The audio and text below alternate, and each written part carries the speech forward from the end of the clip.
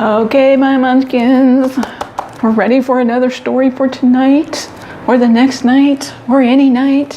Hope you're in your pajamas, you're all tucked in and ready.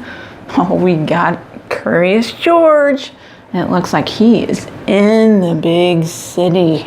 So let's see what happens. Okay, here we go. This is George. He lived with his friend, the man with the yellow hat. He was a good little monkey and always very curious. Today, George was in the big city. Let's stop here, George, his friend suggested. I would like to get you a holiday surprise before we see the sights. Oh, must be Christmas time. See the Christmas stuff? Ooh, nice. George loved surprises. He wanted to get a surprise for the man with the yellow hat, too. Why, here was a whole pile of surprises all ready to go. Would one of these be right for his friend? George was curious. He opened a box and peeked inside. The box was empty. That was not a good surprise. George opened another box and another. They were all empty. Suddenly, the store clerk came running. "Stop, please," he cried. "You are ruining my display."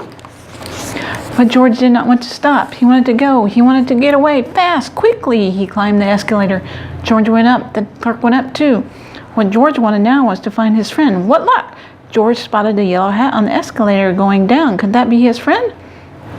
George wanted to find out. Soon he was going down too. George followed the yellow hat out of the store and around the corner. He chased it down some stairs. Where could his friend be going? Was this George's surprise? No, this was the subway. George got on the train just in time. He thought maybe his friend was playing a game with him. But where was the man now? George looked around. The train was very crowded. Could that be him on the other end of the subway car? It might be hard to get there. Oh, see the man with the yellow hat there? Is that his friend? But not too hard for a little monkey. Suddenly the train stopped, and when the doors opened, the yellow hat disappeared. George followed as quickly as he could. But he was too late. This was not a surprise after all. This was a mistake. The yellow hat was nowhere to be seen. Poor George. He was all alone in the big city. How would he ever find his friend now? Oh no. Soon George could see nothing but legs. He was surrounded by a crowd of moving people, and he had to keep moving himself so that he would not get stepped on. Then George heard a woman's voice coming from the head of the crowd. "Going up," she said. Up! That was just what George needed. He needed to be high up, looking at a tree or on an escalator, then he could get a good look around. George joined the crowd as they got into an elevator and went up. Here was a good lookout. From up here, George could see a bridge, lots of tall buildings, and a little green lady standing in the water. But he did not see his friend.